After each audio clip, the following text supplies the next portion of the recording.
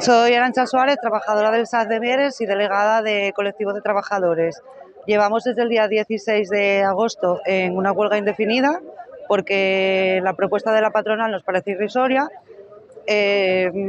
Los porcentajes, bueno, es que es un lío para explicar al público en general, porque serían dos tablas salariales diferentes.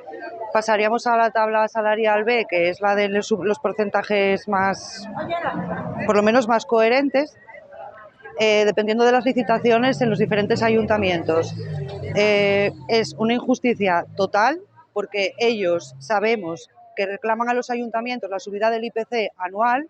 A nosotras llevamos desde el 2019 con el mismo salario, sin subida de IPC y sin ningún tipo de subida. ¿Qué pasa? Que si ahora firmamos un convenio que, como lo quieren firmar a 5 años, luego, independientemente de las subidas que tenga el IPC o del cómo está ahora todo, nosotros vamos a seguir siempre sujetas a ese convenio.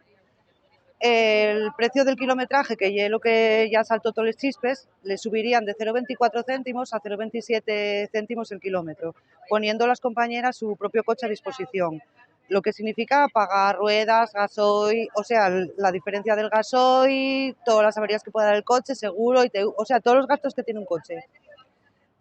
Que vamos, es irrisorio, es como si a mí el otro día me lo dijeron y es que es literal, es como si la Policía Municipal o la Guardia Civil tuviera que poner su propio coche para ir a patrullar.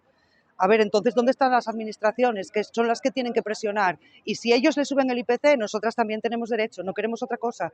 Hablan de un 17% o un 21%, ellos todos lo traducen en porcentajes, pero que miren los porcentajes que estamos perdiendo nosotras desde el 2019.